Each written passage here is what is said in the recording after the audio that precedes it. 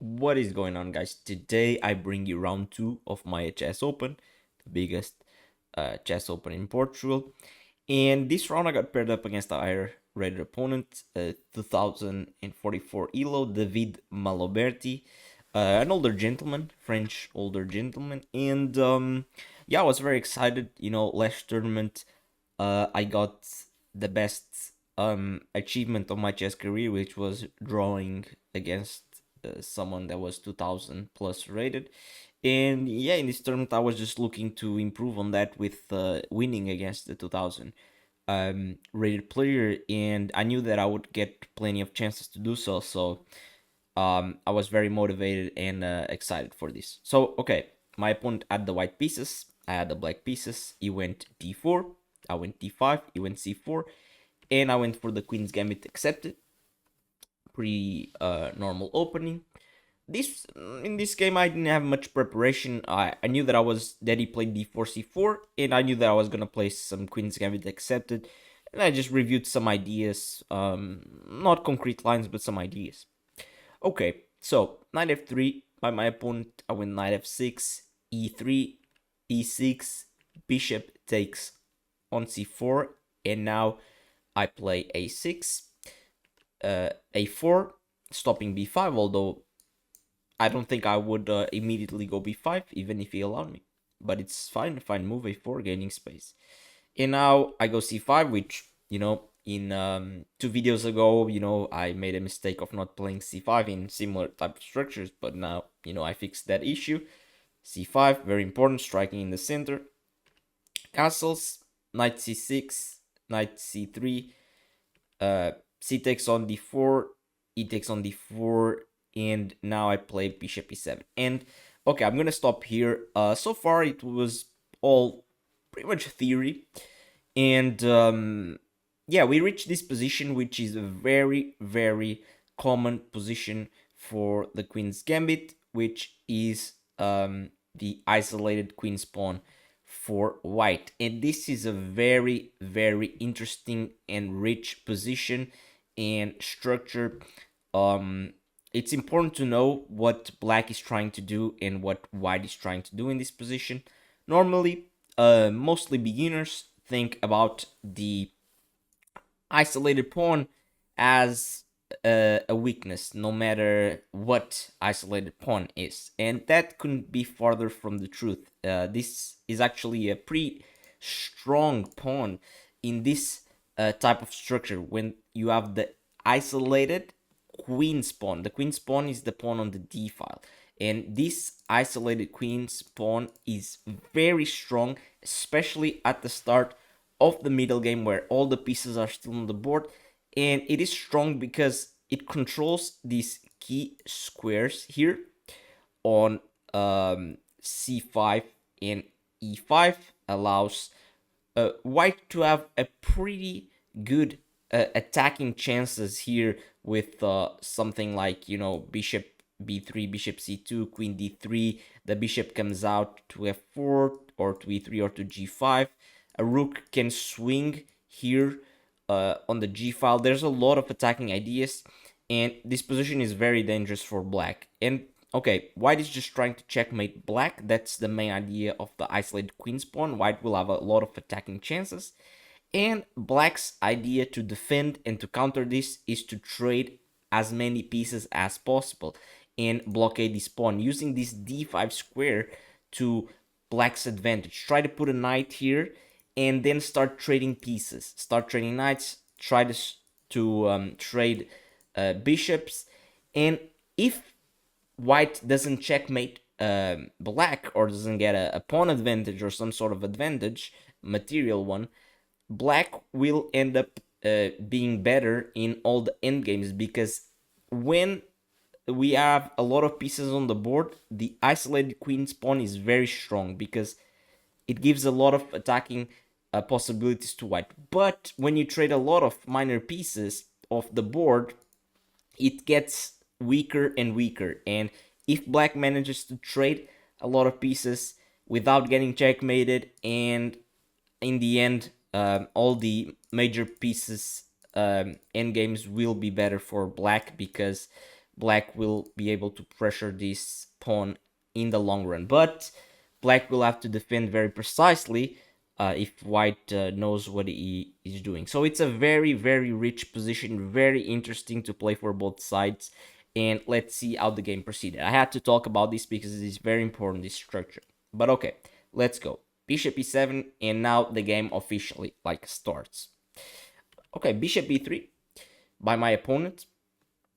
I go castles and queen e2 here. Queen e2 makes sense, I think, because although I talked about ideas of bishop c2, bishop b3, bishop c2, and queen d3, this queen e2 move makes a lot of sense. First of all, it is actually just making room for connecting the rooks, first of all, and then making room for a rook to go to d1. So here I played a very interesting move, which wasn't part of my preparation or anything like that. I just thought about it during the game, and the move is queen a5. And this move is, I feel like it's very interesting because I'm more or less doing the same thing that white is doing. I'm just moving the queen out of the way, developing the queen, and making room for a rook to go to d8, you know? Um, and also this queen might look a little bit misplaced here on a5, but maybe in the future you can go to h5. Maybe it can be an attacking piece in the future and swing to other sides of the board. Also, making sure that d5 will not be as powerful when the rook is on d1 here, because the queen is no longer on the same file.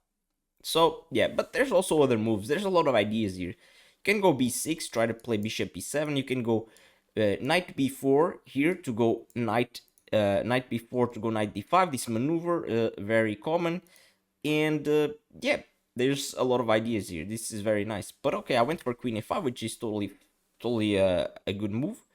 Rook fd1 by my opponent. I follow my plan, rook d8, and here my opponent goes bishop f4. And yeah, this bishop f4 move I didn't really understand. At the time, it felt a bit weird to move the bishop again to e3 and then to f4. But okay, I can't really explain this move. I mean, I guess my opponent was really just trying to secure the e5 square as much as possible. But okay, it is still fine.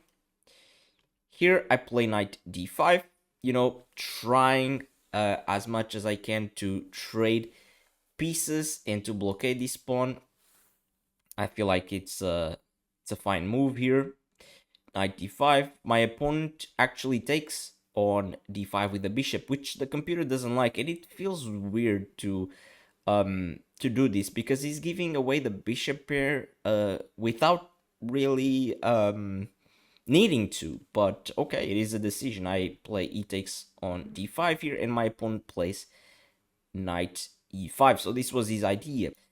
And now here I just decided to trade. I didn't see anything wrong with trading on e5. Felt like I'm trading more pieces, which should be good for me. As I said, as many pieces I trade, the better. Although in this structure, it's no longer the case because this pawn is no longer, you know, open for target, because I also put it, I isolated pawn here on d5. So okay, now it's pretty much symmetrical and it's pretty equal, I would say.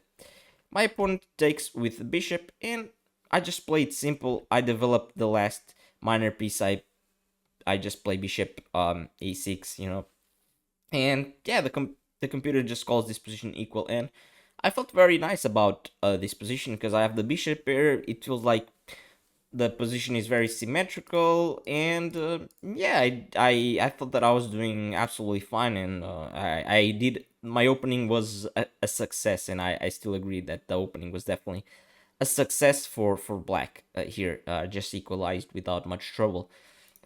But here my opponent plays rook d3, and I have to be honest, this move, I thought that my opponent was joking.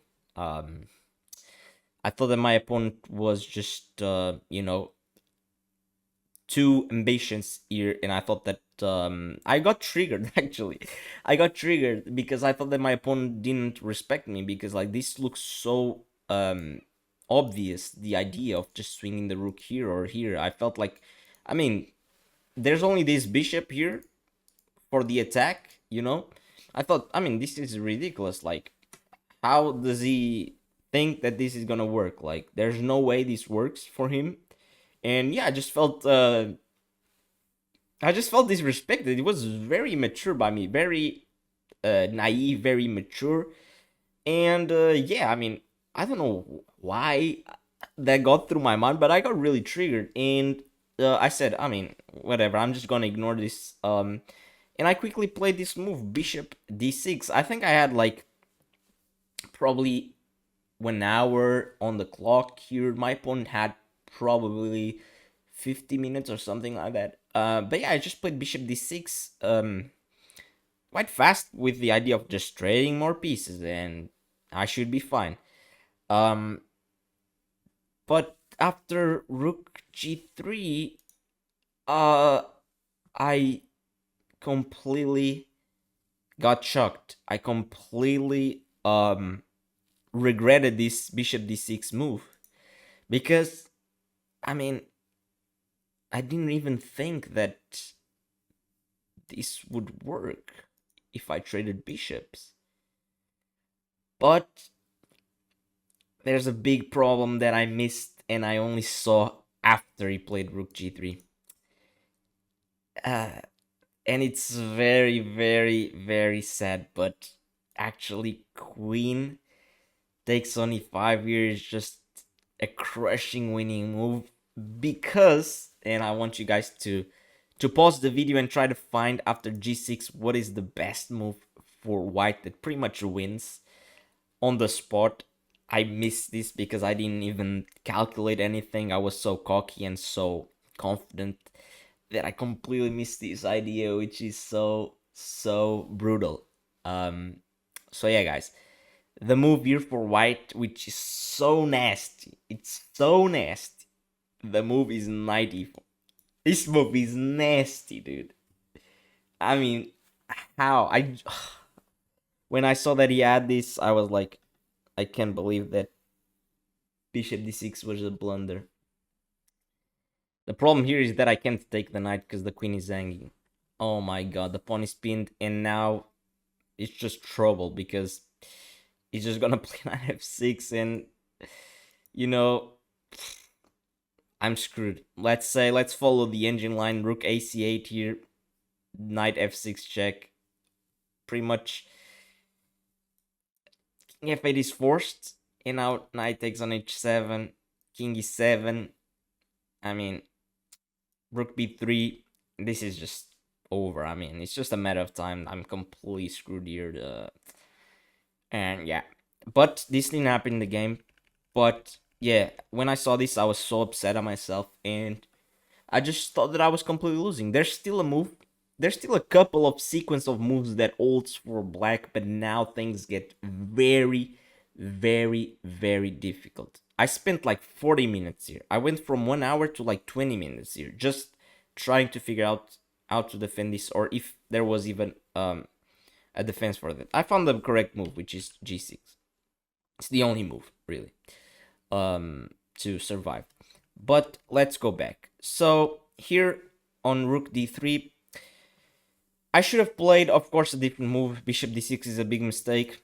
Yeah, the whole idea of rook g3 is way more powerful than I thought that it would be. Here, the best moves are g6. Although, g6 kind of feels, I mean, it feels natural, but I don't know. I was kind of afraid of a combination like g3, h4, h5, but I guess I have to study these positions more to figure out how to defend.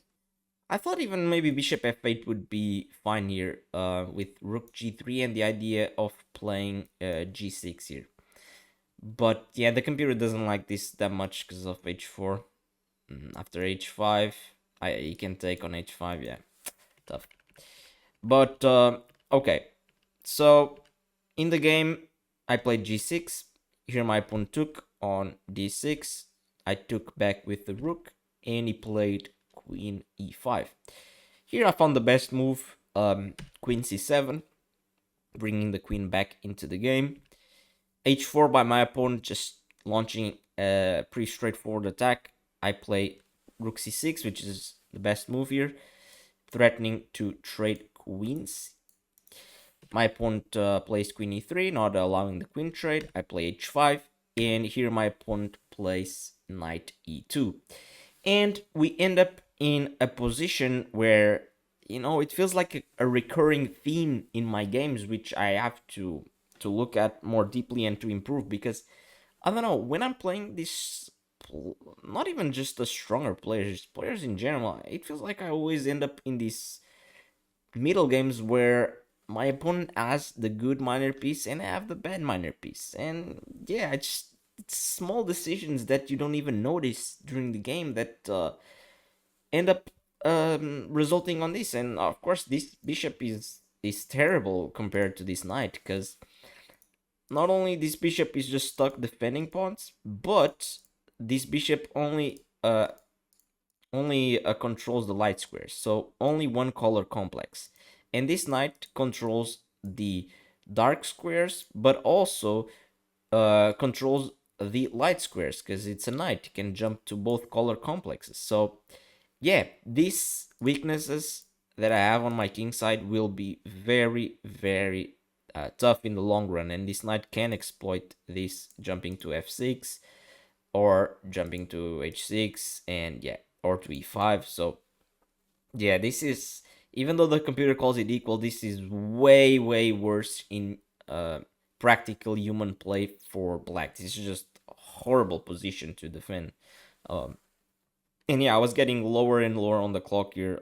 I was probably below 10 minutes here, which is not ideal. And my opponent still had like 40 minutes to find the best move. So okay, 92, play rook ac8. My opponent infiltrates with the queen, and this is just scary. I mean, I can't do much about this queen. This queen can just sit here and just harass my position, which is tough. Here my opponent is already threatening queen takes on h5 because of the pin, and I can't really move my king, so I had to play a bishop g4, which is the only move. And he didn't play f3, he played knight c3.